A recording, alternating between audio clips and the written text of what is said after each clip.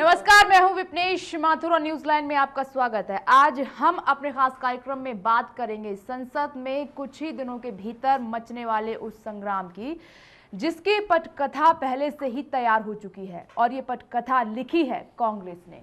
हम आपको बता दें कि 21 नवंबर से विंटर सेशन शुरू हो रहा है और अब कांग्रेस ने सकारात्मक विपक्ष का चोला उतारकर मोदी सरकार पर हल्ला बोलने का फैसला किया है। जाहिर है कि इस फैसले के बाद मचने जा रहा है संसद में संग्राम।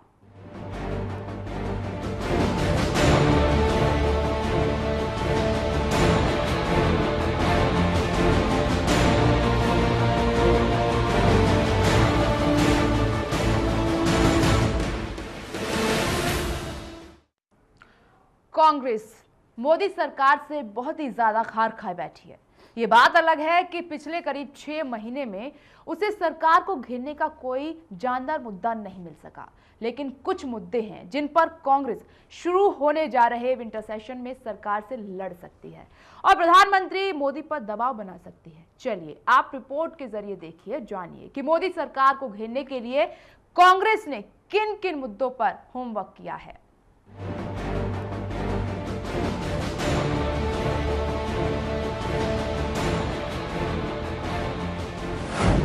संसद में होगा संग्राम, मोदी का विंटर चैलेंज। कितना कामयाब होगी कांग्रेस? महज एक दिन बाद अब जब पार्लियामेंट का विंटर सेशन शुरू होने जा रहा है तो कांग्रेस सहित बाकी पार्टियों ने बीजेपी सरकार को पूरी तरह घेरने की तैयारी कर ली है। अपनी रणनीति के तहत कांग्रेस ने पिछले करीब एक हफ्ते में बीजेपी पर कई बड़े हमले बोले। कभी कांग्रेस ने कहा कि मोदी सरकार नेहरू की विरासत खत्म करने की साजिश रच रही है, तो कभी कांग्रेस ने कुछ बोला। और इन सब बयानों के केंद्र में है शुरू होने जा रहा विंटर सेशन। हम आपको बता दें कि कई ऐसे बड़े मुद्दे हैं जिनको लेकर कांग्रेस ने मोदी सरकार पर संसद में हमला बोलने की पूरी तैयारी कर ली है। चलिए हम आपको बताते हैं कि कांग्रेस किन बड़े मुद्दों को लेकर मोदी सरकार पर विंटर सेशन में हमला बोलेगी। बीमा में विदेशी निवेश पर घेरेगी कांग्रेस। देश में सांप्रदायिक तनाव बढ़ाने पर घेरेगी कांग्रेस। महंगाई को बड़ा मुद्दा बनाएगी कांग्रेस। भूमि अधिग्रहण बिल का विरोध करेगी कांग्रेस। कोयला आवंटन अध्यादेश और श्रम सुधार विधेयक का विरोध होगा। काले धन के मुद्दे पर प्रधानमंत्री मोदी से जवाब मांगेगी कांग्रेस। दागी मंत्रियों, काले धन और गंगा सफाई पर घेरेगी कांग्रेस। सूत्रों की माने तो मोदी सरकार पर विंटर सेशन में हल्ला बोलने के लिए एकजुट होने के मकसद से ही कांग्रेस के पूर्व प्रधानमंत्री जवाहरलाल नेहरू की 125वीं जयंती पर देश की तमाम बड़ी पार्टियों को न्योता भेजा था। कुल मिलाकर बात यह है कि कांग्रेस ने विंटर सेशन में सकारात्मक विपक्ष का चोला उतारकर मोदी सरकार पर पूरी तरह हल्ला बोलने की रणनीति बना ली है। इसका मतलब ये कि अगले कुछ दिनों के भीतर संसद में संग्राम होने जा रहा है और देखने की बात यह होगी कि मोदी सरकार अपने विरोधियों के हमले से कैसे निपटती है। Manish Sharma, channel one news.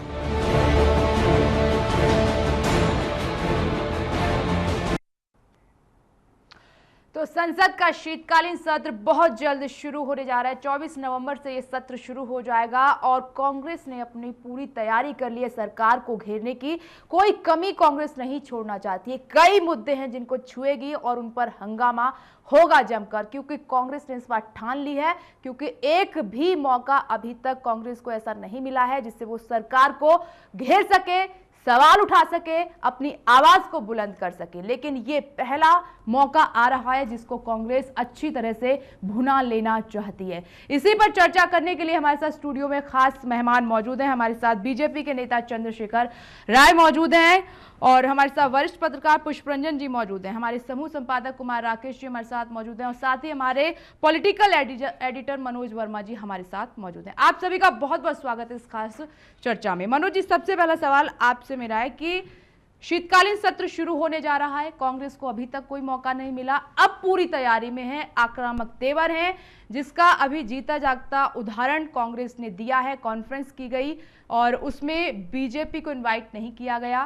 PM को इनवाइट नहीं किया गया, यानी कि फुल यहां पर संसद में हंगामा करने के मूड में कांग्रेस है। देखिए, जिस प्रकार से एक के बाद एक चुनावों में कांग्रेस को पराजय मिली है, संगठन में हताशा और निराशा का माहौल है, ऐसी स्थिति में कोई भी जो दल होता है उसकी एक रणनीति रहती है कि रक्षात्मक होने के बजाय आक्रामक होइए और उन्हीं मुद्दों पर सरकार को घेरिए जिन मुद्दों पर कल तक विपक्ष उनको घेर रहा था।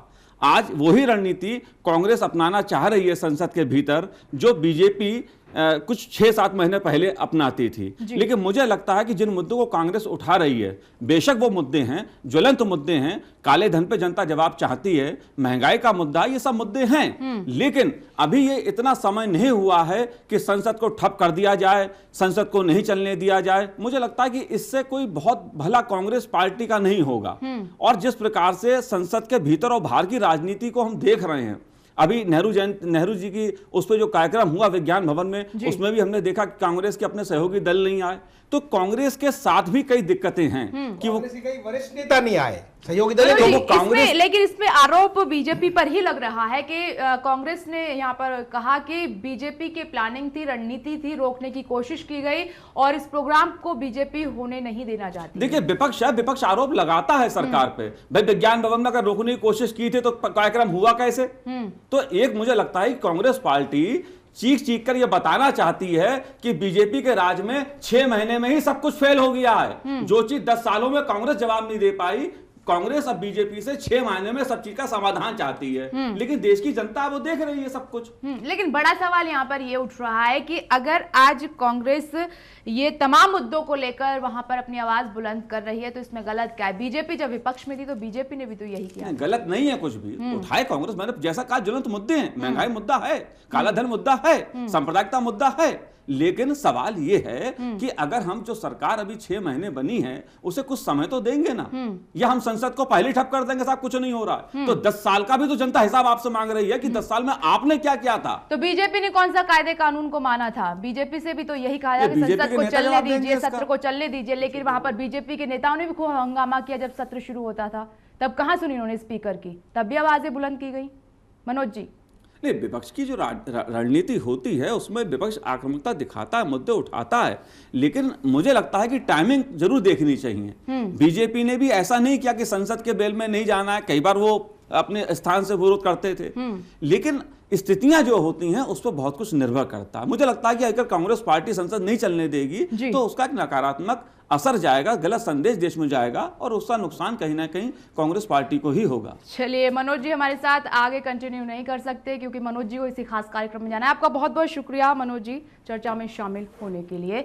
तो यहाँ पर सवाल अभी ढेर सारे बरकरार हैं। जिस तरीके से देखा जाए कि कांग्रेस ने अपनी पूरी तैयारी की है तमाम मुद्दों को लेकर, चाहे वो सांप्रदायिक तनाव का मुद्दा हो, काले धन का मुद्दा हो, या फिर दागी मंत्रियों का मुद्दा हो, और गंगा सफाई का मुद्दा, खाद्य सुरक्षा का मुद्दा हो। तमाम ये मुद्दे हैं जिनको भुनाना चाहती है कांग्रेस और पूरी तैयारी की है, बाकायदा होमवर्क किया है। कांग्रेस ने पूरी तैयारी कर रखी है कि कैसे भी करके ये जो सत्र है उसमें हंगामा किया जाए।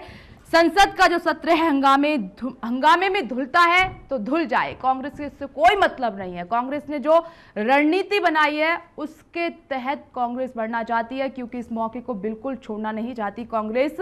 आज कांग्रेस विपक्ष के नाते ये अपनी आवाज बुलंद करने को तैयार है, हंगामा करने को तैयार है। तो यहाँ पर कहीं ना कहीं इस परंपरा की शुरुआत तो बहुत पहले से हो गई थी। बीजेपी ने भी हंगामा किया था जब बीजेपी विपक्ष में थी, आज सरकार में है तो कांग्रेस कहीं ना कहीं विपक्ष की भूमिका निभाने के लिए पूरी तरह से तैयार है। तमाम मुद्दे हैं ऐसे, लेकिन सवाल यहां पर यह उठ रहा है कि जिस तरीके से सत्र की शुरुआत होती है उसमें हंगामा होता है, ये कितना सही है? क्योंकि जनता से जुड़े हुए जो मुद्दे हैं, बिल हैं, उन पर चर्चा होनी चाहिए, उन पर पास कराने की सरकार पर जिम्मेदारी होती है।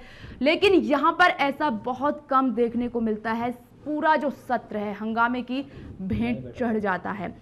हमारे साथ समूह संपादक कुमार राकेश जी मौजूद। कुमार राकेश जी, आपने सुना जो सवाल मैंने मनोज जी से भी किया था कि आज अगर कांग्रेस ने होमवर्क तैयार किया है, जब बीजेपी विपक्ष में थी तो बीजेपी भी अपना होमवर्क तैयार करके सत्र तक पहुंची थी, उसमें किस तरीके से देख रहे हैं आप इनको?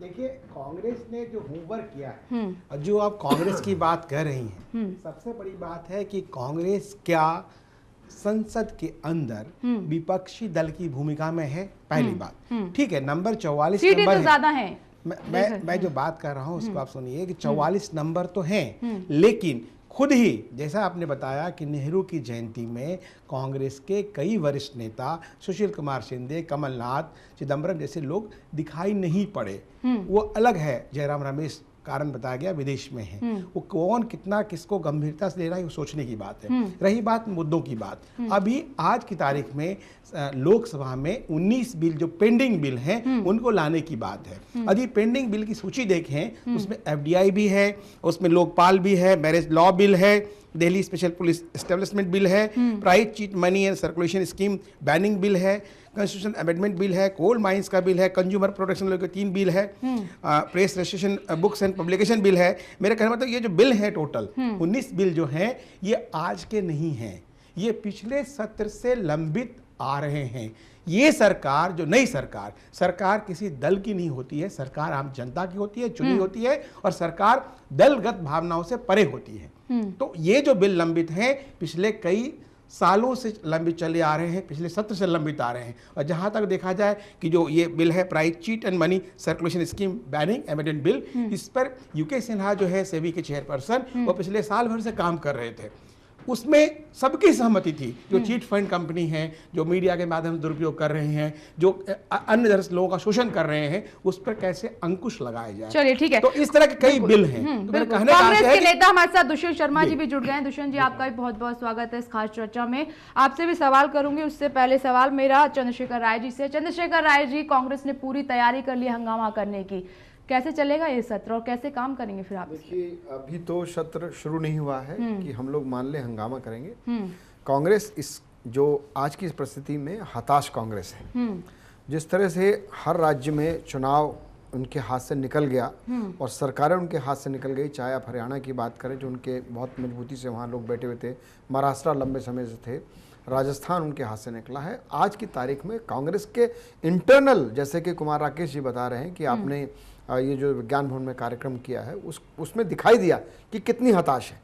हिंदुस्तान के प्रधानमंत्री को आप नहीं बुला रहे हैं कार्यक्रम में, ऐसा नहीं है कि भाई प्रधानमंत्री बहुत ज्यादा आगे बढ़कर के जाना चाहते हैं। कि हमारा निजी कार्यक्रम है, हम बुलाएं या ना बुलाएं उनकी मर्जी है। मैं क्या कह रहा हूं कि आज जो लोग भी कांग्रेस में बैठ के कांग्रेस का काम कर रहे हैं, ये हमारा विषय तो है नहीं कि कांग्रेस की हम लोग चर्चा करें या ना करें, पर ये दिखाई दे रहा है कि कांग्रेस अपने हाथ से कांग्रेस का सत्यानाश करने में लगी। ऐसी हताश वाली पार्टी क्या संसद में हंगामा करने की स्थिति में रहेगी या नहीं रहेगी, मुझे बहुत आशंका है। दूसरी बात, जैसा कि कुमार राकेश जी ने बताया कि ये 19 बिल वो बिल हैं जो कांग्रेस के समय में आए और उनके समय में चल रहे थे, तो क्या वो अपने बिल के लिए वहां चिल्लाएंगे?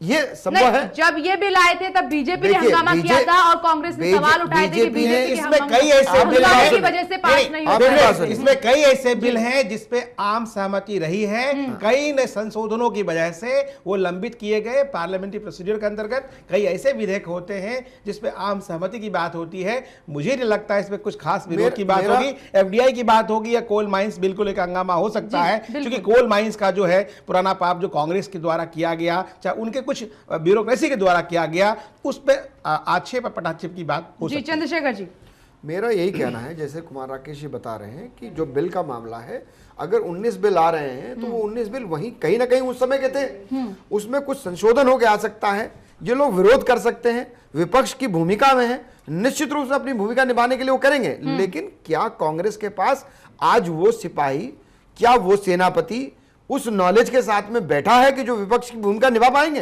केवल विरोध करना, चिल्ला लेना, काले धन को लेकर आपसे सवाल पूछा जाएगा, जो आपने वादे किए, आपका जो मैनिफेस्टो देखिए है। विपनेश जी, पार्लियामेंट के अंदर किसी भी तरह का सवाल अगर पूछा जाता है या कोई भी बहस होती है, भारतीय जनता पार्टी की सरकार वहां से सक्षम है और वो अपना जवाब देने के लिए बैठी है। चलिए, ठीक आज है। हम कैसे मान लें कि संग्राम होने जा रहा है? ठीक है, अभी आने दीजिए, अभी दोनों जो लोग आमने सामने बैठेंगे, जिस तरह की बात आएगी उसको करेंगे हम ठीक लोग। है। पुष्परंजन जी, जो तैयारी की है कांग्रेस ने, हंगामा करी, कितना सही है? अक्सर हमने देखा है सत्र की शुरुआत होती है जब बीजेपी विपक्ष में थी तब खूब हंगामा हुआ, अब कांग्रेस तैयारी कर रही है, ये कितना सही है इस तरीके से हंगामा करना? और हम देखते हैं कि अक्सर सत्र हंगामे की भेंट चढ़ जाते हैं। देखिए, कांग्रेस के व्यूह को तोड़ने की भी तैयारी, बीजेपी वाले शांत नहीं बैठे हुए हैं। जैसे टीएमसी के जो लगातार जो छापे पड़ रहे हैं, जिस तरह से टीएमसी को कमजोर करने के लिए, उनके जो आत्मबल है उसको तोड़ने के लिए, ये जो शारदा चिट फंड का फॉलोअप जो हो रहा है, इसके पीछे भी एक खेल है कि आप किसी तरह से इनको एक्सपोज करो और उनको तोड़ो। ये जो नया मोर्चा बन रहा है, नेहरू की जयंती के नाम पे जो लोग इकट्ठे हुए और सेकुलर मोर्चा जो बन रहा है, उस मोर्चे में जैसे टीएमसी के सांसद हैं, अच्छी खासी संख्या है उनकी, राज्यसभा में इनको जैसे भी तोड़ना है, राज्यसभा में विपक्ष मजबूत है आज की तारीख में, और ठीक है लोकसभा में एक दूसरा रास्ता निकाल सकते हैं ये लोग कि अध्यादेश को पारित कराएंगे और उसको उस तरीके से अपना काम करेंगे, क्योंकि भूमि सुधार जब तक नहीं बिल पास होता है या श्रम कानून में सुधार नहीं करते हैं, बाहर से एफडीआई आएगी नहीं इनकी, ये कुछ नहीं कर पाएंगे ये। और अभी ऐसे मुद्दे हैं जिन पर कांग्रेस सिर्फ 22 सीटिंग है विपिनेश जी, 22 सीटिंग में आपको सब कुछ पास करना है। 67 विधेयक लंबित हैं और कैसे उसको, जिसमें 8 लोकसभा में 59 राज्यसभा में है, राज्यसभा में लोग ताकतवर हैं, तो आप उस चक्रव्यूह को कैसे तोड़ेंगे? सिर्फ यही मामला, जयललिता को जोड़ने की कोशिश हो रही है। और सबसे शिवसेना का क्या होगा? शिवसेना इस सेकुलर जो मोर्चा बन रहा है उस एरिना में तो आ नहीं सकते वो लोग, वो भी भटक रहे हैं कि उनको अब कहाँ क्या करना है। महाराष्ट्र में जो हुआ कि अब लोकसभा में क्या करेंगे वो लोग, या पूरे संसद सत्र में शिवसेना क्या करने जा रही है? ऐसे कई मुद्दे हैं, जैसे सांप्रदायिक तनाव बढ़ाने का जो मुद्दा है, सोनिया गांधी भी कह चुकी हैं जब से बीजेपी की सरकार आई है सांप्रदायिक तनाव काफी बढ़ गया है, हमारी जब गवर्नमेंट तब ऐसा नहीं था। दागी मंत्रियों का मुद्दा है जिसमें निहाल चंद वाले मुद्दे पर सरकार को घेरा जा सकता है, जवाब दिया जा सकता है। पीएम मोदी को घेरने की पूरी तैयारी हो रही है। दागी मंत्री, काले धन का मुद्दा है जहां पर सरकार ने जो मैनिफेस्टो में वादा किया कि इतने समय में हम ये कर देंगे वो कर देंगे, लेकिन हुआ नहीं, रेज हुई ऐसी। तो ऐसे में सरकार कहां तक बचेगी, कैसे जवाब दे पाएगी, क्योंकि विपक्ष के पास मुद्दे कई हैं। नहीं, सरकार उन फाइलों को धीरे धीरे एक्सपोज, जैसे बाड्रा का केस है, उस केस को जानबूझ के लंबित किया गया है। ये ऐसा एक टाइम कैप्सूल है कि उनको चुप कराने के लिए कहेंगे देखिए एक फाइल है हमारे पास, अगर आप हमसे उलझेंगे तो बाड्रा केस को हम आगे कर देंगे। तो कांग्रेस को घेरने या जो लोग इस टीम को लीड करेंगे, जिनके सांसद लोकसभा में ज़्यादा हैं या राज्यसभा में जो हावी हैं, उनके सांसदों को तोड़ने के लिए उनकी फाइलें, जयललिता का जैसे मामला है उनको भी जोड़ने की कोशिश हो रही है। वो तमाम फाइलें निकालने की सरकार ने अंदर ही अंदर। चलिए, कांग्रेस के नेता हमारे साथ बने हुए हैं, उनसे ही पूछ लेते हैं क्या स्ट्रेटेजी है। दुष्यंत जी, क्या स्ट्रेटेजी बनाई है सत्र के लिए? देखिए, कांग्रेस कंस्ट्रक्टिव मूड में है और हम लोग इनको रचनात्मक हेल्प करेंगे। अगर बाय द वे सरकार में ये कोई ऐसे सकारात्मक कार्य करते हैं तो हम उसमें पूरा सहयोग करेंगे। ये इस बात के लिए कांग्रेस पार्टी प्रतिबद्ध है। दूसरा, अभी आपने हमारी पार्टी का जो स्वरूप था उसके बारे में जितना अच्छा चंद्रशेखर जी ने बताया शायद कोई देश में बता पाए, क्योंकि हमारी पार्टी जहाँ स्टैंड कर रही है वो सब इन्हीं ने डेफिनेशन, बहुत अच्छी डेफिनेशन दी है। अब आज इसी बात से कि पिछले 68 साल के पीरियड में ये लोग इस स्थिति में आ गए हैं कि हमें डिफाइन करें जी। आप ये, इसका तो बेहतर यही है कि ये पहले अपने आप को देख लें कि ये क्या करके आए हैं, लेकिन फिर भी हम इनसे इस मंच के माध्यम से, आपके इस चैनल के माध्यम से क्या करके आए हैं, हम चाहेंगे कि आप बताएंगे जो भी इन्होंने किया है, अगर इन्होंने कंस्ट्रक्टिव अगर अप्रोच इन्होंने ली है तो ये वही ऐसा सोच रहे होंगे दूसरे के लिए, जैसा खुद किए हैं वैसा ही हमारे बारे में सोच रहे होंगे। पार्टी हमारी वैसी नहीं है, हम हारे जरूर हैं और वो तो सर्वविदित है, वो उसमें कोई नंबर जो ना घटाए बढ़ाए जा सकते हैं। तो जनता ने जो दिया है मैंडेट उसका हम स्वागत कर रहे हैं, लेकिन हम फिर भी बेवजह हंगामा करने का हमारा कोई इरादा, हमारी पार्टी का कोई इरादा नहीं है और हम रचनात्मक सहयोग देने के लिए तैयार भी हैं। लेकिन एक और भी चीज है कि जो बातें, जो वादे ये करके आए हैं, अगर आप लोग ये चाहें कि उन बातों को ना पूछा जाए, तो क्या ये बात ठीक है? डेमोक्रेसी में ये बात तो ठीक नहीं है कि इन्होंने कुछ, ये मान लो ब्लैक मनी का मामला है तो इन्होंने वादा किया है, महंगाई को कम करने का इन्होंने वादा किया है, अगर कोई दागी बनती है तो उसका प्रश्न तो पूछा जाना चाहिए।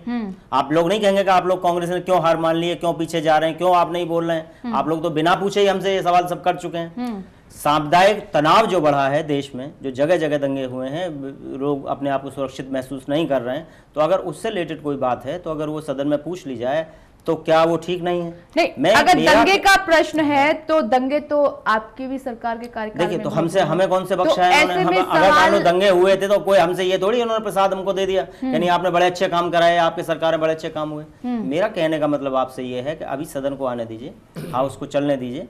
दूसरा, अगर ये सबसे बड़ी बात तो ये है कि इनका पहली ड्यूटी जो बनती है, जो नैतिक दायित्व बनता है, वो ये बनता है कि जो वादा करके जनता से आए हैं, अभी हाउस फेस करेंगे सबसे पहले, तो उन बातों का जवाब इनको देना चाहिए कि भाई ये जो वादे समयबद्ध करके आए हैं, जिनकी इन्होंने खुद ही टाइम लिमिट की है, जो इनको 100 डेज में आंसर देने थे, वो अब ये इनको देने चाहिए। और अगर फिर भी मीडिया प्रबुद्ध है, अगर मीडिया किसी को माफ करे तो माफ हो जाता है, मीडिया किसी को कटघरे में खड़ा करे तो कटघरे में खड़ा हो जाता है। और अगर आप ये कहते हैं कि अभी इनको और समय चाहिए तो ठीक है, उनको और समय दीजिए। देश की जनता और मीडिया ये दोनों इस बात को तय करेंगे कि भाई ये ठीक चल रहे हैं या गलत चल रहे हैं। लेकिन फिर भी मैं आपसे वादा करता हूं कि कांग्रेस पार्टी और कांग्रेस जन तमाम, वो सब रचनात्मक कार्य करने के लिए तैयार हैं। हम हर अच्छी बात पर उनका साथ देंगे, लेकिन अगर गलत बात होगी तो हमें हमारा ये राइट ना छीने कि हम ये ना कहें कि साहब आप ये गलत कर रहे हैं जी। एक और बात, जो बार बार जिस कार्यक्रम की बात होती है, वो कार्यक्रम नेहरू जी का जन्म शताब्दी महारोह, हम 125वां वर्ष मना रहे थे जन्मदिन का, वो हमारी पार्टी का कार्यक्रम है। उसमें जो भी अफवाहें फैलाई गई, इवन हाई कमीशंस को बोल दिया गया कि आप ये, अगर कोई लोग विदेशों से फोन करके पूछ रहे थे कि भाई ये कांग्रेस का कांग्रेस एक कार्यक्रम कर रही है, पंडित नेहरू का जन्म शती मना रही है, 125वां वर्ष मना रही है जन्म, उनको तो उसके बारे में थोड़ा डिटेल बताइए। तो उन्होंने ये कहा, वहां से ये मैसेज दे दिए गए कि भाई वो कांग्रेस पार्टी से पूछिए आप जी। मगर ठीक है, दुष्यंत जी, पीएम अगर तो देश उसमें, के होते हैं ना? अगर नहीं, पीएम जी। देश के हैं, सभी देश अगर के निजी ये कार्यक्रम था तो मेरी बात सुनिए, मैं समझ जी, गया आपसे, आप जी। कह भी चुके हैं पहले भी पीएम देश के हुए हैं, आज भी पीएम देश के हैं। जो मेंबर, पीएम तो बहुत बड़ी चीज है, मेंबर पार्लियामेंट भी देश के होते हैं, एमएलए भी देश के होते हैं, और नगर निगम पार्षद क्या भी देश के दिक्कत होते हुई? फिर हैं। invitation आप क्यों नहीं ऐसा, दिया ये गया? पार्टी का कार्यक्रम है, पार्टी के कार्यक्रम में क्या आज तक बीजेपी ने किसी अपने कार्यक्रम में हमें बुलाया है? चलिए ठीक है, हम इस पर चर्चा नहीं कर या रहे संघ ने हैं बुलाया जी, है? बिल्कुल ठीक है, ठीक है, आपने अपना दुष्यंत जवाब जी, एक दिया। सवाल पूछूं मैं? जी जी प्लीज। ये जो कार्यक्रम था नेहरू की जन्म शती का, इसमें 14 पार्टियों का सेकुलर फ्रंट बनाने की आवश्यकता क्यों पड़ी? क्या ये अवसर उचित था? मैं ये प्रश्न आपसे जानना। नहीं, हमने जो लोग हमारे सहयोगी रहे, हमने उन लोगों को, जो प्रबुद्ध लोग थे, हमने उन लोगों को उसमें अपने उनके विचार देने के लिए बुलाया था। दूसरा, इसमें एक और भी प्रश्न था, हो सकता है लेकिन हमने विचार के साथ साथ आपको लगता नहीं कि चक्रव्यूह बनाना? नहीं, चक्रव्यूह कोई नहीं, चक्रव्यूह की स्थिति में चक्रव्यूह की वहां कोई स्थिति नहीं था।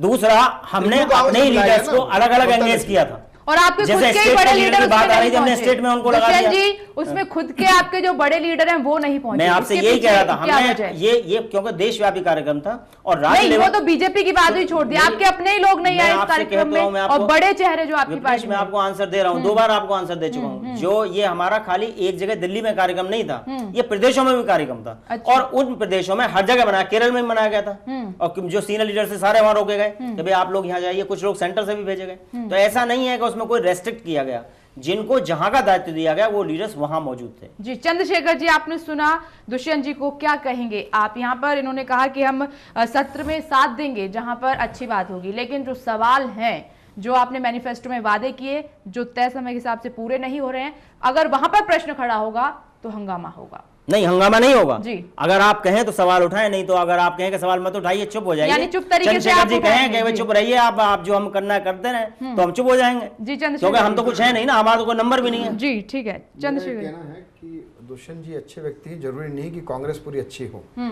दूसरी चीज कि जो सवाल पूछे जाएंगे उसका संतुष्टि की तरह आपको जवाब दिया जाएगा। आप संतुष्ट होंगे तो हंगामा करेंगे नहीं। मेरा ये कहना है कि 6 महीने की सरकार के अंदर जो उपलब्धियां हैं वो देश के सामने हैं और आएंगी। आने वाले समय में जो क्या प्लान है वो भी देश के समय आ रहा है। अगर बेवजह कोई विरोध करता है, जैसा कि दुष्यंत जी कह रहे हैं कि हम नहीं करेंगे, बहुत अच्छी बात है, लेकिन अगर जिन सवालों को आप बोलते हैं और भारतीय जनता पार्टी की जो सरकार वहां बैठी हुई है और वो आपको संतुष्ट करती है, तो मुझे लगता नहीं कि हंगामा होगा। हंगामा कब होता है कि आप कोई बात कह रहे हैं जिससे आप संतुष्ट नहीं हैं, हम कोई जवाब दे रहे हैं जिससे आप संतुष्ट नहीं है, तब हंगामा होता है। मुझे लगता नहीं कि इनकी द्वारा पूछी गई बात कोई भारतीय जनता पार्टी की सरकार कैसे असंतुष्ट करने वाली होगी। और अगर आपने तय कर लिया है कि नहीं साहब हमको तो केवल हंगामा ही करना है, तो फिर कोई बात ही नहीं है। ऐसा दुष्यंत जी कह रहे हैं कि हम करेंगे नहीं, तो हम मान के चलते हैं संसद ठीक से चलेगी। चंद्रशेखर जी, एक बात आपसे पूछना चाहता हूँ। पिछली सरकार में बीजेपी वैसा ही की थी, भाई, बाहर कुछ भी- बोली, अब इधर कुछ बोली। चलिए मुझे ब्रेक पर जाना है, ठीक है, ब्रेक के जी, बाद पूछ लेता हूँ। जी जी ठीक है। सवाल और भी बरकरार है। कांग्रेस ने एक रणनीति बनाई है, भले ही यहाँ पर दुष्यंत जी कह रहे हैं कि हम ऐसा नहीं करेंगे, लेकिन उन्होंने मना भी नहीं किया है कि अगर जो सवाल हैं वो तो पूछे जाएंगे। क्या होगा सत्र में, इस पर हम चर्चा कर रहे हैं। एक छोटे से ब्रेक के लिए रुक रहे हैं, ब्रेक के बाद भी हमारी चर्चा जारी है, आप बने रहिए हमारे साथ।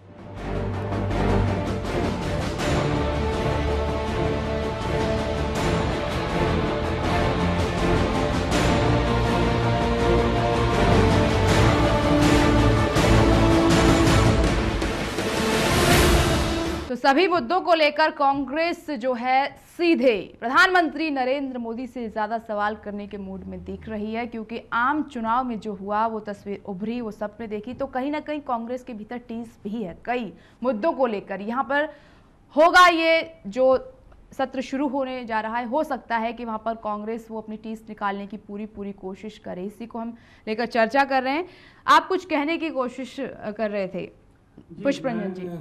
चंद्रशेखर जी से पूछना चाहता हूँ कि महाराष्ट्र में एनसीपी आपकी मतलब पूरा मित्रता आपसे निभा रही है इस समय, और एनसीपी यहाँ कहाँ निभा रही है मित्रता? अब वो मध्यावर्ती चुनाव के संकेत दे दिए हैं शरद पवार ने, मित्रता कहाँ निभाई? नहीं, फिर भी निभाया, कुछ दिन तक निभाया, देखो, अहम भूमिका निभाई है, और सारा जो कुछ हुआ उसमें उनकी भूमिका थी। और शरद पवार यहाँ से नहीं, इजराइल से मोदी जी के मित्र रहे हैं। तो मैं ये कह रहा हूँ कि ये फिर एनसीपी अब 14 पार्टियों के सेक्युलर फ्रंट में है, आप उनसे कैसे डील करेंगे? एक सवाल। और साथ साथ शिवसेना को आप कैसे, यहाँ जो आपके मंत्री भी हैं आपकी सरकार में, और फिर संसद के सत्र में शिवसेना के साथ आपके किस तरह के संबंध रहेंगे, ये जिज्ञासा है थोड़ी। मैं देखिए, दो चीजें हैं पुष्परंजन जी, मैं आपको दोनों बातों का जवाब बहुत संक्षेप में देता हूँ। पहला, एनसीपी ने जो समर्थन वहाँ दिया है, वहाँ भारतीय जनता पार्टी कभी नहीं गई उनके पास ये कहने के लिए कि आप हमको समर्थन दीजिए। आप पहले दिन से लेकर आखिरी दिन का भारतीय जनता पार्टी का बयान और एनसीपी का बयान अगर देखें तो एनसीपी का ये कहना है कि हम स्टेबल गवर्नमेंट चाहते हैं, हम दोबारा चुनाव नहीं चाहते हैं, हम बाहर से समर्थन दे रहे हैं जिसमें कोई शर्त नहीं है। वो वहाँ समर्थन दे रही है। अब वो यहाँ पर क्या कर रही है ये उनका मुद्दा है, हम उसके घर में जैसे कैसे कर रोक सकते हैं। शिवसेना की जहां तक बात है, आप देखें कि शिवसेना के संग हमारा महाराष्ट्र में चुनावी गठबंधन नहीं हुआ, सरकार में वो विपक्ष में बैठे, ठीक है, लेकिन आज भी आनंद गीते हमारे संग मंत्री के रूप में है, आज वो हमारे साथ में है यहाँ पर। तो आने वाली परिस्थिति जैसी भी बनेगी, मुझे लगता है कि शिवसेना यहाँ पर विरोध करने की स्थिति में नहीं रहेगी जब वो सरकार में उनका मंत्री हमारे साथ में, सांसद उनके अच्छे खासे हैं। मैं यही आपसे कह रहा हूं कि कोई भी हमारे को ऐसी सूचना नहीं है कि वो हमारे यहाँ विपक्ष में है। और ये जो सो कॉल्ड सेकुलर जो हमारे यहाँ कहलाता है कि साहब जो भारतीय जनता पार्टी चंद्रशेखर जी, आप नहीं क्या है, कह रहे हैं कि आपको सूचना नहीं है इस बात की जो एनसीपी ने बात कही है? नहीं, मैंने आपसे क्या कहा, दोनों चीजें मैंने कही है आपको कि महाराष्ट्र में जिस तरह से उन्होंने समर्थन दिया है, उन कहीं भी भारतीय जनता पार्टी उनके पास नहीं गई है। आप पहले दिन से देखें तो एनसीपी ने कहा कि हम बाहर से समर्थन दे रहे हैं क्योंकि हम महाराष्ट्र की जनता पे चुनाव का बोझ नहीं डालना चाहते हैं, एक स्टेबल गवर्नमेंट बनाना चाहते हैं, हम दे रहे हैं समर्थन। अब वो यहाँ पर पार्लियामेंट में अगर विरोध करते हैं तो वो लोकसभा में उनको लगता है भाई मुझे समर्थन नहीं देना चाहिए, ना दे। न तो सरकार वहां मांग रही है, न सरकार इनसे यहाँ कह रही कि नहीं साहब हमारे लिए आए। तो उन्हीं के सपोर्ट से तो आपकी सरकार बनी है। मैं आपसे क्या कह रहा हूं, जी। क्या भारतीय जनता पार्टी का कोई व्यक्ति का कोई बयान आया है कि नहीं साहब हम समर्थन चाहते हैं उनसे? जब वहां बयान नहीं आया तो यहां भी बयान नहीं आया। शायद यही वजह है विपनेश जी कि अभी तक उनकी फाइलें नहीं खुली है, जो करप्शन वाली। चलिए ठीक है, कुमार राकेश जी आपका क्या कहना है? नहीं, जो स्थिति बनी है, जो महाराष्ट्र की बात कर रहे हैं पुष्परंजन जी और जो चंद्रशेखर जी बता रहे हैं, वो मसला एक ऐसा मसला है, वो राज्य का मसला है। जहाँ तक शिवसेना के मंत्री भी हैं, सांसद में हैं, मुझे लगता है एक लॉन्ग टर्म स्ट्रेटजी के तहत भाजपा काम कर रही है। शरद पवार के अपने किस्से हैं, शिवसेना के अपने हैं, लेकिन जहाँ तक संसद में रणनीति की बात है, उस रणनीति में राज्यसभा में जो भाजपा को अन्य दलों की आवश्यकता है बनिस्बत की लोकसभा के। और अभी जो विधेयक है, इसमें कुछ विधेयक जो है राज्यसभा से पारित हैं, लोकसभा में पारित होने हैं। लेकिन इसके अलावा जो भी विधेयक हैं जिस पर हम लोग चर्चा कर रहे हैं, उसमें सबकी सहमति की ज़रूरत है। और मुझे लगता है कि उसमें कांग्रेस, बीजेपी, जैसा कि दुष्यंत जी ने पहले कहा कि कांग्रेस एक रचनात्मक विपक्ष की भूमिका निभाने की मूड में है, तैयारी में है। इसलिए ऐसे संग्राम, ऐसे हंगामा की मुझे कोई उम्मीद नहीं लगती। लेकिन हाँ, काले धन की जो बात है, मुंह छिपाने की बात हो सकती है, एफडीआई की बात है। एफडीआई की पॉलिसी भी कांग्रेस सरकार के दौरान ही लाई गई थी, जिसको मोदी सरकार इंप्लीमेंट करेगी। लेकिन जहां तक मैंने कहा कि चिट फंड को लेकर के है, कंज्यूमर प्रोडक्शन को लेकर जो है, जो कि आम, इसमें कई संशोधन किए गए हैं बिल में, वो जो आम जनता के हित की जो विधेयक है उस पर सभी सहमत होंगे, ऐसा मेरा मानना है। कृषि का मामला है। लेकिन जहां कंट्रोवर्सी की बात आएगी तो उसमें फिलहाल जो विधेयक हैं उनमें किसी विपक्ष को या कांग्रेस को उसमें नुक्ताचीनी निकालने जैसी स्थिति नहीं दिख रही। लेकिन जो विपक्ष की जहां भूमिका निभाने की बात है वहां निभाना चाहिए।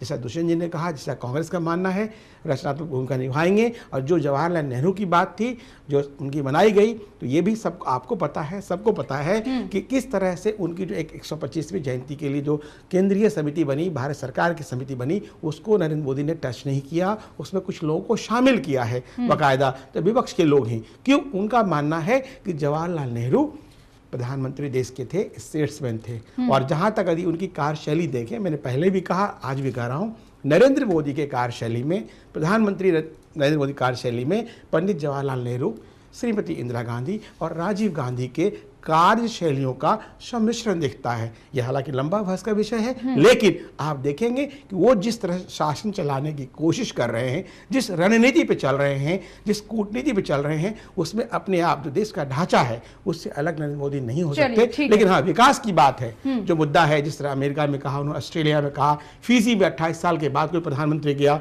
ऑस्ट्रेलिया में, तो वो उन ऐसे सेक्टर को छू रहे हैं जहां से भारत के लिए कुछ धन आए, कुछ बेहतरी हो और कुछ निवेश आए, जिससे भारत मजबूत हो। ठीक है, दुष्यंत जी आ रहे हैं आपके पास। पुष्परंजन जी, दुष्यंत जी, हम देख रहे हैं कि राहुल गांधी काफी आक्रामक हो गए हैं, लगातार प्रधानमंत्री नरेंद्र मोदी पर हमला कर रहे हैं कई मुद्दों को लेकर। मैं आपसे पूछना चाहती हूँ कि शीतकालीन सत्र की अभी शुरुआत नहीं है, 24 नवंबर से शुरू होने जा रहा है, ऐसे कौन से मुद्दे हैं सबसे पहले उन पर आप सवाल पूछना चाहेंगे सरकार से? देखिए, एक तो मैं आपकी इस बात से सहमत नहीं हूँ कि वो काफी आक्रामक जो शब्द है वो ठीक नहीं है शब्द। अपनी हर लीडर की अपनी शैली होती है, या पार्टी की अपनी, आप ये नहीं, राहुल गांधी के बारे में क्या है, वो एकदम ठंडे से पड़ जाते हैं, फिर एकदम जोश में आते हैं, ये है उनके साथ। हमने कई बार देखा है, कई मुद्दों पर ऐसा देखा है कि कई बार तो वो गायब भी हो जाते हैं, दिखाई नहीं देते। अपोजिशन नहीं है, लेकिन हम अपोजिशन में हैं, तो उसके लिए एक तो जो बात आप हो सकता है कि उस दायरे में रह के या उस बात को सोच के आप डिफाइन करते हो या आप अपना एस्टिमेट करते हो कि भाई ये इस तरह बोल रहे हैं। दूसरा, मैं आपको पिछले प्रश्न के जवाब में ही मैंने आपको ये आंसर मैंने आपसे सीधा सा सवाल पूछा, मुद्दे कौन से हैं जिन पर आप सवाल जवाब करना चाहेंगे सरकार से, ऐसे कौन से मुद्दे हैं? मैंने आपको बहुत सीधा सीधा आंसर पहले प्रश्न में दिया था कि हम उन प्रश्नों पे ज्यादा कंसंट्रेट करेंगे जो इन लोगों ने वादे किए हैं इलेक्शन के दौरान, जैसे जिनके अभी टाइम हो गए हैं, जो इन्होंने 100 डेज में जैसे वादे किए कि भाई हम महंगाई कम करेंगे, हम काला धन लाएंगे, 100 दिन के भीतर काला धन ले आएंगे, सामुदायिक सद्भाव बढ़ाएंगे, दागी मंत्री जो है उनको हटाएंगे, भ्रष्टाचार के खिलाफ इन्होंने बात कही थी, तो भ्रष्टाचारी जो इनकी अपनी सरकार में उनको स्वाभाविक प्रश्न बनता है। बाकी हम एक बात आपको बिल्कुल वादे के साथ कह दें कि मैं भी कल था कहीं तो वहाँ ये सब बातें आ रही थी, हम ऐसा नहीं करेंगे कि हम सदन के भीतर कुछ और बाहर कुछ और, हम वो रणनीति नहीं अपनाएंगे, उस तरह का हम व्यवहार बिल्कुल नहीं करेंगे जो हमारी सरकारों के साथ हुआ कि हम बाहर कुछ कहते रहे जनता से और भीतर कुछ कहते रहे और हंगामा करते रहे और हमने कुछ काम वहाँ चलने नहीं दिया। लेकिन जो स्वाभाविक बातें हैं, जो ये लोग वादा करके आए हैं चुनाव में, जो प्रधानमंत्री वादा करके आए हैं, जिस पे जनता ने उनको वोट दिया है, अगर वो उस दायरे में आते हैं, उस समयबद्ध सूची में आते हैं, तो मैं निश्चित तौर से हम प्रश्न करेंगे, क्योंकि हम इस बात से भी गुरेज बिल्कुल नहीं करेंगे। जनता हमसे अपेक्षा कर रही है, बार बार हमसे लोग कह रहे हैं कि साहब आप जो चीज़ें आपके दायरे में उनको तो आप उठाइए। यहाँ चंद्रशेखर जी, आपसे सवाल पूछा है शायद यहाँ पर दुष्यंत जी ने कि मुद्दे 3-4 हैं इनके पास। एक तो आप काले धन का मुद्दा है जो आपने कहा कितने दिन में हम वापस ले आएंगे, दूसरा महंगाई का मुद्दा बता रहे, तीसरा ये समाज की शांति का मुद्दा उठा रहे हैं संप्रदाय, ये सोनिया गांधी भी अपनी स्टेटमेंट में कह चुकी हैं, और इनकी तरफ से लगातार जो सवाल उठ रहे हैं वो पीएम के विदेशी दौरों को लेकर भी उठ रहे हैं।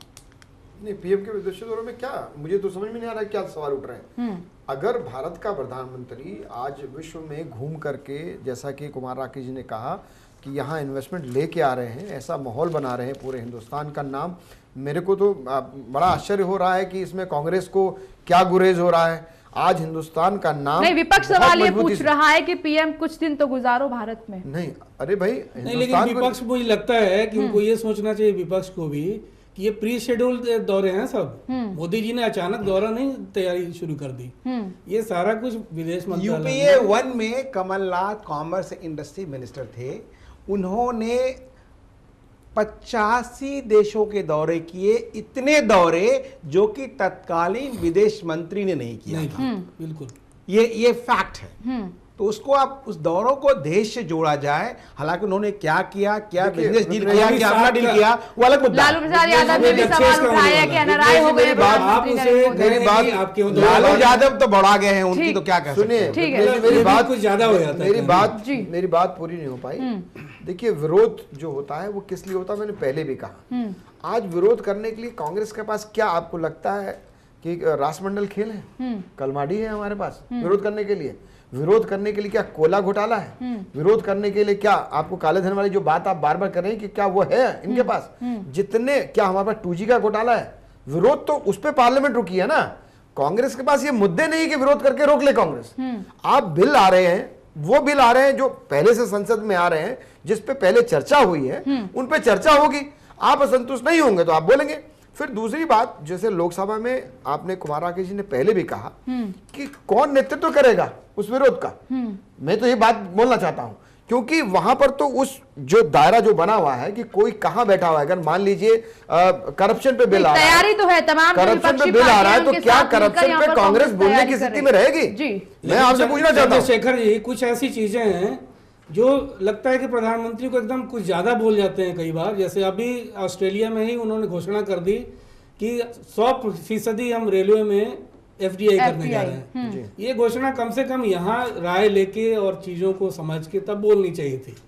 ये कुछ ज्यादा हो जाता है कि आप जैसे घर की खेती है, आप कुछ भी बोल गए, ऐसा नहीं होना चाहिए। प्रधानमंत्री को कम से कम यहाँ देश है, लोगों से राय लेनी चाहिए, उस तरह से बोलना चाहिए। पुष्परंजन जी, मैं आपकी बात का जवाब देना चाहूंगा कि प्रधानमंत्री और जो भी घोषणा करते हैं इस प्रश्न पर विपक्ष घेर सकता है संसद जो में। भी घोषणा करते हैं प्रधानमंत्री, ऐसा नहीं है। अगर वो भारत के प्रधानमंत्री बने हैं मोदी जी, पुष्परंजन जी शायद ये दुष्यंत जी को याद नहीं थी, आपने याद दिला दिया कि ये भी मुद्दा है कि इस तरीके से घेरा जा सकता है। नहीं, बिल्कुल नहीं, ऐसा नहीं है। अगर वो वहां पर बयान दे रहे हैं, उनके संग रेलवे मिनिस्टर गए हैं, वहां संबोधित किया ऑस्ट्रेलिया में कि मेरे संग रेलवे मिनिस्टर आए हुए हैं, और अगर कोई बातचीत चल रही है या अगर किसी भी देश के संग बैठ के द्विपक्षीय वार्ता होती है, तो उसमें सारे मुद्दे पहले डिस्कशन होते हैं कि हमको क्या बोलना है। जी, आपको सदन को अपने विश्वास में लेना पड़ता है। इतना आप FDI के पूरे दरवाजे खोल रहे हैं 100%, तो उसके लिए आपको सदन को अपने भरोसे में लेना पड़ेगा। इस तरह से थोड़े ही कि रेल मंत्री आपके साथ चले गए तो आपने रेलवे का पूरा ये कर दिया। ये कैसे मुमकिन है, कैसे संभव है? मुझे नहीं लगता है कि पिछली सरकारों ने इस तरह से किया था। देखिए, पिछली सरकार, मैं आपको एक चीज बताऊं पुष्परंजन जी, आप मेरे से बहुत वरिष्ठ हैं और बहुत लंबे समय से राजनीति को कवर भी कर रहे हैं, देख भी रहे हैं। मैं आपसे सिर्फ एक बात बोलना चाहूंगा कि कानून बना देने से अगर समस्याएं हल हो जाती तो ये शायद हम लोग 60 साल पहले के लिए, 40 साल पहले के लिए या 10 साल पहले हल हो गई होती। लेकिन कानून का इम्प्लीमेंटेशन किस तरह हो, वो बहुत बड़ा इम्पैक्ट करता है। आज की तारीख में जितने भी कानून बनाए गए, आगे अगर आप चर्चा कर रहे हैं हम लोग कि बहुत सारे दहेज पे लेके कानून बने, भ्रष्टाचार पे लेके कानून बने, चिटफंड पे लेके कानून बने, इम्प्लीमेंटेशन अगर हो गए होते तो आज ये हालत नहीं होती। आज जो TMC की स्थिति है कलकत्ता के अंदर, अपना वेस्ट बंगाल के अंदर, वो क्या है? वो कहीं ना कहीं लथार्जिक कानून की बात कर रही है। ठीक है चंद्रशेखर जी, जो मुद्दे उठाए दुष्यंत जी ने, वो मुद्दे हैं, एक तो काला धन हो गया, महंगाई हो गई, दागी मंत्रियों का मुद्दा हो गया, और ये समाज में जो अशांति फैलाने का जो काम आपकी सरकार कर रही है वो भी विपक्ष ने सवाल उठाया है, जिसमें त्रिलोकपुरी के जो सांप्रदायिक तनाव हुआ वो मुद्दा उसमें शामिल है, और साथ में निहाल चंद वाला मुद्दा, जिसमें इस्तीफा लेने के लिए विपक्ष अड़ा हुआ है, और ये पहले भी अपनी वॉइस रेज की थी जिस तरीके से। देखिए, विकास का है, सफाई गई, ऐसे मुद्दे हैं। पहली बात, महंगाई आपने कहा कम कर देंगे। विपनेश जी, दुष्यंत जी भाई ने तो कोई मुद्दे उठाए ही नहीं। अभी इन्हीं ने कहा, मुद्दे आपने उठाए, मैंने नहीं उठाए। उन्होंने ये कहा चंद्रशेखर जी, दुष्यंत जी ने कहा कि इन मुद्दों को लेकर हम सवाल करेंगे कि आपने अपने मैनिफेस्टो में वादे किए थे। उन्होंने कहा कि जो मैनिफेस्टो में वादे किए हैं वो पूरे नहीं हुए, उस पे हम लोग उठाएंगे। पर हाँ, जिन बातों की आप बात कर रहे हैं, मैं एक एक मुद्दे पे आपको जवाब देने की बात। मुद्दा संतों की गिरफ्तारी में जो डिले हो रहा है, मैं एक एक मुद्दा छू ही नहीं रही। मैं मुझसे आप एक कांग्रेस क्यों चुप है, क्यों डर है? मुझसे आप कांग्रेस के द्वारा पैदा किए गए संत हैं, अब समस्या उस संत का कोई इशू नहीं है। मैं आप लोगों से ये पूछना चाहता हूँ, पूरा चैनल देश इस चैनल में। पे डिस्कशन ये है कि कांग्रेस ये मुद्दे उठाए या मुझे उनका जवाब देना है, ये बड़ी समस्या है। कांग्रेस बोलने की स्थिति में है नहीं, चाहे वो चैनल पे हो और चाहे वो पार्लियामेंट में हो। अब दुष्यंत जी, बताइए, इस पर तो अगर आपने मान- जवाब दिया ही नहीं। बार बार चंद्रशेखर जी यही सवाल कर रहे हैं अरे कि आप आप तो मुझसे बोलने की पूछे तो मैं स्थिति में जवाब नहीं दूं है, कोई तो चीज आप का। मुद्दे उठाएंगे कैसे? अभी कभी अगर आप मुझे मौका देंगे तो मैं बोलूं। चलिए ठीक है, अब तो ठीक है, मैं आप आपके बोल पास रहे नहीं, नहीं, जी मैं उस विषय पे बिल्कुल बात नहीं करूंगा, मुझे वो हैबिट्स नहीं है। चंद्रशेखर जी, मैं व्यक्तिगत बात नहीं ले रहा हूँ, मैं व्यक्तिगत सिद्धांत तो बात मामला आपसे नहीं, करूंगा। आप करिए ना, अगर आप आप धन्यवाद। पिछला रिकॉर्ड निकाल के देखें, इनके पास में अगर प्लेबैक करें आप, तो आपको वो सब प्रश्न मिलेंगे जो वो कह रही हैं, जिनको आपने दबाया अपनी बातचीत। जरा सुन लीजिए। अब दूसरा एक और बात है, अगर आप 2 लोगों पे अपोजिशन कर सकते हैं तो हम तो 44 हैं लोकसभा में, अभी राज्यसभा में हमारा समर्थन पूरा है, राज्यसभा में बहुत अच्छा हौसला है, अच्छा, बहुत दूसरा अच्छा एक हौसला और है। बात, जी। आप एक और बात बताइए, क्यों, कौन सी वजह ऐसी है जिससे हम अपोजिशन नहीं कर सकते हैं? हमने आपसे जो बात कही है उसे मैं 3rd टाइम आपको रिपीट किए दे रहा हूं, हम कंस्ट्रक्टिव समर्थन देने के लिए तैयार हैं। बहुत अच्छा। लेकिन अगर बाय द वे आप इस तरह की कोई, आप तो सरकार में भी नहीं है, और आप सरकार के बिहाफ पे बोल कैसे रहे हैं? आप तो सरकार बिहाफ बोलने के लिए क्या आप ऑथराइज हैं उसके लिए सरकार का कोई स्पोक्समैन बोले या सरकार का कोई मंत्री बोले? आप इस तरह की दावेदारी एक चैनल के माध्यम से कर रहे हैं। मुझे थोड़ा अफसोस है इस बात का कि मैं पार्टी की तरफ से भी थोड़ा उन दायरों में बोलता हूं जहां मेरी लिमिट है, उसके आगे नहीं बोलता हूं। अब क्या मैं करना आपसे चाहिए? ये बात कह रहा हूं, मुझे आपसे सीखना चाहिए कि मुझे क्या बोलना है, नहीं बोलना है। आप बार बार ये मैं बात कह पार्टी रहे का हैं कि अधिकृत कांग्रेस को ये बोलने नहीं वाला करना चाहिए, हूं। कांग्रेस इस स्थिति में नहीं है। आपको ये हमें सर्टिफिकेट थोड़ी देंगे। कांग्रेस क्यों? कांग्रेस आपसे तो हर उसमें ज्यादा है। अरे क्या बात हो गई, एक बार खाली 68 ईयर्स के टाइम में अगर एक बार झूठ बोल के, धोखा देके, गुमराह करके अगर देश की जनता को आप एक बार सत्ता में आ भी गए तो क्या सारा देश बदल गया? और अभी आपको 100 डेज में, मैं तो खाली एक सवाल आपसे करता हूं, अगर मेरा सवाल हो गलत हो तो मैं आज के व्यक्तिगत कह रहा हूं, मैं आपसे, मैं बोलना बंद कर दूंगा चैनल पे। मुझे आपने कुछ वादे 100 डेज के किए हैं, क्या वो प्रश्न हल नहीं होना चाहिए? क्या 100 डेज का सवाल नहीं आना चाहिए? वो सवाल आएगा, जरूर आएगा। देश की जनता नहीं तो हमें भी माफ नहीं करेगी कि हमने क्यों नहीं वो सवाल पूछे। दूसरा, आपने जो सफाई करके, कौन सी सफाई हुई है? फोटो सेशंस हुए हैं, क्या देश का पैसा बर्बाद नहीं हुआ है? अभी तक कौन सा पैसा बाहर से, विदेश से आ गया देश में? अभी तक तो कुछ नहीं आया, फूटी कौड़ी नहीं आई है। बहुत सारे लोग हमसे भी ज्यादा स्टडी करने वाले हैं, हम तो थोड़ा टाइम स्टडी कर पाते हैं, हमें समाज में भी टाइम देना होता है, जनता में भी टाइम देना होता है, अपने भी काम करने होते हैं। लेकिन कुछ लोग ऐसे देशभक्त हैं जो इसी काम को कर रहे हैं, खाली उनके पास कंप्लीट रिकॉर्ड्स हैं। मैं आपको भी पूरा मौका मिलेगा। आपने अगर पूरा मौका दिया 68 ईयर्स में, तो आपको एक बार मौका दिया, हमको 60 साल मौका दिया, 58 साल। और अभी आप थोड़ा, ठीक है, ये बड़प्पन है हमारा कि हम आपकी बातों को बैठे हुए इसलिए सुन रहे हैं कि ठीक है आप सत्ता में आ गए अपने आप और आप लोग चलते रहिए। बोल लीजिए। तो आप, हाँ, किसी और से बुलवाएं तो अच्छा रहेगा। किसी आपसे क्यों बुलवाएंगे? और बोलेंगे, और बोल भी रहे हैं। ठीक है, मैं आपसे एक बात कहता हूँ, आप 100 डेज का जवाब देंगे, जो चीज महंगाई का आपने वादा किया 100 डेज में, आप इंक्लूडिंग रोक पाए? क्या सीमा से आप लोगों को रोक पाए? दुष्यंत जी, क्या सेना को रोक पाए? 900 आदमी बाहर देश के अंदर आ गए, 27 किलोमीटर। क्या आप 100 डेज में ला पाए? दुष्यंत जी, समस्याएं आज की नहीं है, ठीक है, वो आज की नहीं, वो एक सवाल है, एक दिन में पैदा नहीं होती। उस सवाल का प्रश्न, वो सवाल है, वो प्रश्न आपका खड़ा हुआ, उसका आंसर भी है। मैं वही कह रहा हूं, समस्या कोई कुछ नहीं है, बस यही है सब कुछ। यहाँ दाव, इवन जो सरकार में भी नहीं है, बाहर बैठ के भी सब कुछ है। दावों और वादों की बात है। दुष्यंत जी, दावों और वादों की बात खत्म नहीं कर देनी चाहिए। दावों और वादों की बात, दावे और वादे 68 ईयर्स में देश आगे बढ़ा है, देश का सम्मान हुआ है। आप भी खुद बोल रहे थे, ठीक है, आप भी बोल रहे थे। दुष्यंत जी आ रहे हैं, आपके पास आ रहे हैं। पुष्परंजन जी, सवाल ये है कि मुद्दा महंगाई का है, मुद्दा काले धन को लेकर है, मुद्दा दागी मंत्रियों को लेकर है, इसके साथ कई एग्जाम्पल भी जुड़े हुए हैं। तो कांग्रेस आज इन मुद्दों को उठाने की स्थिति में दिख रही है। क्या उठाना चाहिए वाकई में कांग्रेस को इन मुद्दों को? क्योंकि कांग्रेस के साथ भी कई अतीत जुड़े हुए हैं। कांग्रेस कितना वोकल होती है ये अलग बात है, कितना मुखर होना है उन्हें, लेकिन और भी दलों की ओर ध्यान देना चाहिए। जैसे कांग्रेस कोशिश कर रही है कि बाकी जो विपक्षी पार्टियां उनको साथ लाया जाए और फिर जो अपनी आवाज उसको रेज किया जाए। कांग्रेस है, 34 सांसद हैं उनके, और सिर्फ 9 सांसद वाले जो सीपीएम के मित्र लोग हैं, वो कोशिश कर रहे हैं कि उनके साथ वही महागठबंधन बनाने की तैयारी हो रही है ताकि एक सांसद सदन में घेरा जाए सरकार को। तो ये लोग कह रहे हैं कि ठीक है, हम पश्चिम बंगाल में हम लोग एक दूसरे के लिए सांप नेवले वाला हमारा संबंध है, लेकिन हम यहाँ मित्र हैं, हम संसद में अपने आप में त्रासदी है ममता बनर्जी के लिए और तृणमूल कांग्रेस के लिए। त्रासदी कहेंगे हम कि वो लोग जो राज्यों में एक दूसरे के शत्रु हैं, गवर्नेंस के लेवल पे ममता फेल हो चुकी है। क्या मैसेज आएगा? आप देश को क्या मैसेज देना चाहते हैं? इसलिए ये जो जनता पार्टी 2 बनी या फिर आपने उसके 1 हफ्ते बाद ही घोषित कर दिया कि 14 पार्टियों का सेकुलर फ्रंट हम बना रहे हैं, फिर आप देखिए कि 2 हफ्ते के बाद एक और फ्रंट कोई बन जाएगा, तो ये मजाक हो रहा है। इसका मैसेज एक नया फ्रंट बनना है ना, क्या इस मुलायम सिंह तरीके से यादव, लालू कामयाबी यादव मिलेगी? का, खुद नीतीश आप कुमार का एक इस नया बात फ्रंट को बन रहा है। बयां कर रहे हैं, जिस तरीके से विपक्षी भूमिका है महागठबंधन जिस तरीके से बन और सच्चाई सबके सामने है। इनमें विपनेश जी कोई नहीं जो किसी का नेतृत्व मान, हर आदमी प्रधानमंत्री बनना बिल्कुल चाहता है। बिल्कुल सब चाहते हैं कि हम लीड करें, हम जैसे ही लीड नाम करें। आया कि ये प्रधानमंत्री का प्रबल दावेदार है, इसे प्रधानमंत्री बनना चाहिए, तभी बीजेपी के नेताओं ने शुरू हो कहा जाएगा। कि ये महागठबंधन ऐसा है बनने से पहले ही और टूट इसी का जाएगा। फायदा बीजेपी उठाएगी, इसी का फायदा संसद सत्र में भी हो सकता है उठे। जी कुमार राकेश जी। नहीं, जो बात पुष्परंजन जी कह रहे हैं कि जिस तरह के जो राजनीतिक ध्रुवीकरण की बात हो रही है, राजनीतिक समीकरण की बात हो रही है संसद के अंदर और संसद के बाहर, ये अपने आप में चौंकाने वाले तथ्य हैं। जैसे कि एग्जाम्पल ममता बनर्जी का ले, तृणमूल कांग्रेस की, वो चारों तरफ से घिरी हुई है। 3 साल होने को आए उनके गवर्नेंस के।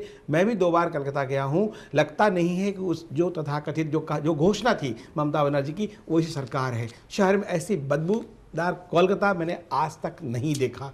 पहली बात, जो गवर्नेंस की बात, वहाँ आप उनके खिलाफ में वाम दल के लड़ते हैं और यहाँ कह रहे हैं हाथ मिला रहे हैं। ये अपने आप में हास्यास्पद बयान है।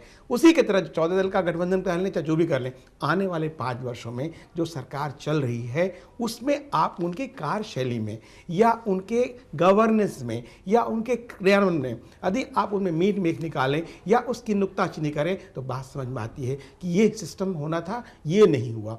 बिला वजह राजनीतिक कारणों से राजनीतिक बयानबाजी करके हमारा, आपका, जनता का, सबका समय खराब करें, ये किसी को शोभा नहीं देता, चाहे वो भाजपा के लोग हों या कांग्रेस के लोग हों। लेकिन जो गवर्नेंस कर रहे हैं, जैसा एक बहुत अच्छी बात कही कांग्रेस के अपने दुष्यंत जी ने कि हम रचनात्मक विपक्ष की भूमिका निभाना चाहते हैं, नंबर अपनी जगह पर है। लेकिन आज सच्चाई की आवाज़ है तो चाहे 545 सांसद हों या कहें 795, दोनों हाउस मिला के एक MP सच बोलेगा, उसकी आवाज़ संसद में कहा नहीं ये भी पूरे जा रहा विश्व है में कि गूंजेगी। धर्मनिरपेक्षता के मुद्दे पर एकजुट होकर सरकार को देखिए कांग्रेस की रणनीति है कुछ। धर्मनिरपेक्षता मुद्दा अब जो है मैं उसे कहूंगा एक मंद पड़ चुका है, वो अब नहीं चलने वाला। जहां पे जो देश में जो वैश्विक परिस्थिति है इस धर्मनिरपेक्षता के तहत आप देखें 58 देश विश्व में जो हैं वो इस्लामिक कंट्रीज़ हैं। वहाँ यहाँ के धर्मनिरपेक्ष लीडर उनके बारे में क्या बोलते हैं, सबकी बोलती बंद हो जाएगी। उसी तरह अमेरिका की पॉलिसी क्या है, जो एक उनका थिंक टैंक रूल करता है विश्व में, या यूरोप के जो यूरोपियन यूनियन है वहाँ पे धर्मनिरपेक्षता, ईसाइयों का गठबंधन है, ईसाइयों का गठबंधन वहाँ पे यूरोपियन यूनियन कंट्रीज है। तो ये जो बातें यहाँ पे जो तथाकथित वामपंथी असली रहे बचे नहीं, उनमें भी खंड खंड खंड हो गए, ML हो गया, M हो गए, I हो गए, तो उनका कुछ बचा नहीं, विचार खत्म हो चुका है। तो वैचारिक एक मिनट, विचार जब खत्म हो चुका है तो फिर आप उसको व्यवहार में कहां से लाएंगे और फिर उसको लोगों से कैसे जोड़ेंगे। और जितने यूथ से वो कट चुके हैं और वही मोदी जी सबको जोड़ने का काम कर रहे हैं, चाहे वो किसी दल के यही अखर रहा है, ये वही काम यदि कांग्रेस शुरू करे या करना शुरू करे वो भी एक अच्छी बात है। लेकिन चिंता की बात ये भी है और चिंतन की बात है कांग्रेस के लिए, और ये वही कर सकता है जो देश के हित में सोचे। पिछले 10 वर्षों में पिछले 10 वर्षों में कांग्रेस के नेता राहुल गांधी से कांग्रेस को नहीं, देश को नहीं, विश्व को अपेक्षा थी कि एक अच्छे लीडर साबित होंगे। लेकिन ये सोचने चिंता की बात है कि लेकिन एक भी अच्छा स्पीच सदन में नहीं दे पाए, ये भी एक चिंता। चंद्रशेखर जी आ रहे हैं आपके पास। पुष्परंजन जी से एक सवाल ये पूछना चाहूंगी। पुष्परंजन जी, जिन मुद्दों के सहारे सरकार को घेरने की तैयारी कांग्रेस कर रही है, चाहे वो महंगाई का मुद्दा हो, काले धन का मुद्दा हो, या दागी मंत्रियों का मुद्दा हो, या फिर सांप्रदायिकता मुद्दा हो, ये कांग्रेस अगर मुद्दे उठाती है सदन में, हंगामा करने की कोशिश करती है, तो क्या बीजेपी के पास इनके आंसर नहीं होंगे क्या? क्योंकि कांग्रेस ने भी अपने कार्यकाल में बहुत कुछ ऐसा किया है। जिन मुद्दों को उठाने की कोशिश अगर कांग्रेस करेगी तो लगता है कि बीजेपी के पास जवाब नहीं होगा इनका। नहीं होगा जवाब जरूर। जैसे कि अभी कश्मीर में जो चुनाव होने वाले हैं उसमें बहुत सारे प्रत्याशी इनके मुसलमान हैं वहां पर। तो अगर ये सांप्रदायिकता का सवाल बीजेपी पर कोई उठाता है तो शायद बीजेपी के नेताओं के पास ये जवाब हो कि देखिए साहब, हम तो देख लीजिए कश्मीर में हमने जो प्रत्याशी खड़े किए वो एक खास उस तबके के हैं। ऑस्ट्रेलिया से जो फोटो आए हैं उसमें उसी को फोकस किया जा रहा है कि मुस्लिम समुदाय को ग्रेड कर रहा है चैनलों पर। उसके पीछे भी यही रणनीति है। तो ये कोशिश कर रहे हैं कि सेकुलर चेहरा हम दिखाएं। मुद्दा यहाँ दूसरा है, ये जो पार्लियामेंट में जो बिल पास होना है, 67 विधेयक हैं, उसमें कांग्रेस को ही फंसाने की कोशिश करेंगे। कुछ ऐसे जैसे कृषि सुधार वाला मामला है, भूमि सुधार का मामला है, वैसे बिल जो जनहित वाले बिल हैं जिसका सीधा सीधा वोट से संबंध है, उसमें कांग्रेस अगर किसी तरह से रोकने की कोशिश करते है या ये जो गठबंधन, तो ये लोग इनका वोट बैंक और खिसकता चला जाएगा। और मुझे लगता है पहले राउंड में ही इस तरह के बिल को सामने रखने की कोशिश होगी। चंद्रशेखर जी, आपने सुना दुष्यंत जी को भी कई सवाल उन्होंने आप पर भी खड़े कर दिए, क्या कहेंगे आप? मैं तो दुष्यंत जी की बात का कोई बुरा नहीं मानता हूँ, क्योंकि जिस तरह से वो बात कर रहे थे कि साहब आप सरकार में नहीं हैं, मैं सरकार में मान लीजिए 66 मंत्री हैं, तो क्या मंत्री हर जगह जाके बोलेगा? भाई मैं भारतीय जनता पार्टी का कार्यकर्ता हूं और उनके उसी के नाते मैं यहाँ बैठा हूँ। सरकार क्या पॉलिसी बनने जा रही है पार्टी में तय होता है, संगठन उसको तय करता है, उसका जवाब हम दे रहे हैं। यहीं पर कुछ दिन पहले, 1 साल पहले, 6 महीने पहले दुष्यंत जी बैठते थे और वहां मैं बैठता था, हम दोनों बात करते थे। तो क्या मैं इससे पूछूं कि दुष्यंत जी क्या आप सरकार में थे? ये बातें नहीं है, आप मुद्दों पे बात करिए। आपका ये कहना है कि सब आप बात पूछ रही हैं कि सरकार में विरोध होना चाहिए या नहीं होना चाहिए। मैंने एक सिंपल जवाब दिया कि मुद्दे आएंगे, अगर विरोध करने की आप स्थिति में रहेंगे। आपने कहा कि साहब भ्रष्टाचार के मुद्दे पे ये घेरेंगे सरकार को। मैं आपसे पूछता हूं कि आज 6 महीने की सरकार में कौन सा भ्रष्टाचार का मुद्दा हो गया जिसमें ये घेर लेंगे? और ये कैसे घेरेंगे? ना मेरे पास 2G है, मैंने जैसा आपको पहले बताया, फिर मैं बात को कहूंगा तो दुष्यंत जी को बुरा लगेगा। और जितने भी बिल आए हुए मैक्सिमम बिल उन समय के हैं जो राज्यसभा से, जैसे कुमार राकेश ने कहा कि कुछ वहां से बिल आ गए हैं, एक फॉर्मेलिटी है, उसको लेके पार करने वाली बात है, तो वो पार हो जाएंगे। कुछ चीजें जरूर आ सकती है जिसमें कांग्रेस या दूसरा विपक्ष अपनी भूमिका निभाने के लिए केवल ये बताने के लिए नहीं साहब हम विपक्ष में बैठे, हमको बोलना है, उसका जवाब दिया जाएगा। सरकार वहां बैठी हुई है, इस काम के लिए बैठी, और जवाब देंगे हम लोग, कोई दिक्कत वाला काम ही नहीं है। और उसमें क्या आप जवाब देंगे जो बलात्कार का आरोप झेल रहे हैं केंद्रीय राज्य मंत्री? देखिए, निहाल जी के बारे में पहले 20 बार हम लोग चर्चा कर चुके हैं। वो केस एक दिन का नहीं है, मंत्री बनने का बात का नहीं है, उस केस के अंदर से बाकायदा क्लीन चिट दी गई है। और जिस समय ये केस आया गया है, जिस तरह की गुजरात वहां पर सरकार ने स्पेशली उनका नाम डाला था जिस समय कांग्रेस की सरकार थी, उसके बारे में जो कोर्ट फैसला करेगा उसके लिए हम लोग ये सवाल मैंने इसलिए पूछा क्योंकि पीएम की ये कोशिश है कि उनके मंत्रालय में कोई ऐसा नहीं, एक बार रोचक मैं आपको एक जानकारी और दे दूं कि भारत के प्रधानमंत्री नरेंद्र मोदी जी ने अपना एक वादा किया था जिसको वो निभाएंगे। उन्होंने कहा कि पार्लियामेंट के अंदर दागी, चाहे वो करप्शन के केसेस हो, चाहे जिस तरह की आप बात कर रहे हैं उस तरह के केसेस हो, चाहे वो भारतीय जनता पार्टी का मेंबर पार्लियामेंट हो, चाहे वो विपक्ष का हो, वो ये कानून बनाने जा रहे हैं कि फास्ट ट्रैक कोर्ट आएगा और जिसके अंदर कोई भी एमपी होगा उसको उसी समय निलंबित करके उसके खिलाफ केस करने का काम करना जाएगा। तो इसमें उनकी राय बिल्कुल स्पष्ट है कि इसके अंदर किसी भी आदमी को बख्शा नहीं जाएगा। एक फैक्ट है जो निहाल चंद की बात है, वो अपने आप में, मैं किसी भी बलात्कारी या किसी भी आरोपी के पक्ष में मेरा कोई मंतव्य नहीं है, ना मैं किसी को प्रोटेक्ट करने की बात कर रहा हूँ, लेकिन एक फैक्ट है कि निहाल चंद पे जो केस चले थे और जब उनको राहत दी गई थी उस समय वहाँ कांग्रेस की सरकार थी राजस्थान में। जी चलिए ठीक है, 1 मिनट है मेरे पास, प्रोग्राम खत्म करना है। दुष्यंत जी आपसे ही ले लेती हूँ आखिरी कमेंट। नहीं, मैं खाली एक बात कहूँगा कि एक मंत्री सरकार में शामिल है तो अगर कोई चीज़ प्रभावित नहीं हो, अगर उन्हें थोड़ी देर के लिए सस्पेंड कर दिया जाए तो कोई आफत है? और फिर वो जबकि वो ये दावा कर रहे हैं कि हम भ्रष्टाचार के बिल्कुल खिलाफ हैं, तो क्या उनके बगैर सरकार नहीं चलेगी? थोड़े दिन के लिए उन्हें सस्पेंड करें जिससे कि वो क्या नाम है अपने प्रभाव ना दिखा पाए, उसके बाद तय हो जाए तो उनको कैबिनेट बना दें। चलिए, ये खैर हमारा मुद्दा नहीं था, क्योंकि अगर पार्टियों की बात करें तो कोई भी पार्टी इससे छूती नहीं है, हर पार्टी में कोई ना कोई दागी नेता मिल ही जाएगा। अब यहाँ पर सवाल ये खड़ा हो रहा है कि क्या जो कांग्रेस ने रणनीति बनाई है हंगामा करने की, क्या वो रणनीति कामयाब हो पाएगी या नहीं? आप सभी का बहुत बहुत शुक्रिया इस खास चर्चा में शामिल होने के लिए। और इसी के साथ न्यूज लाइन में आज इतना ही। आप देखते रहिए चैनल 1 न्यूज। नमस्कार।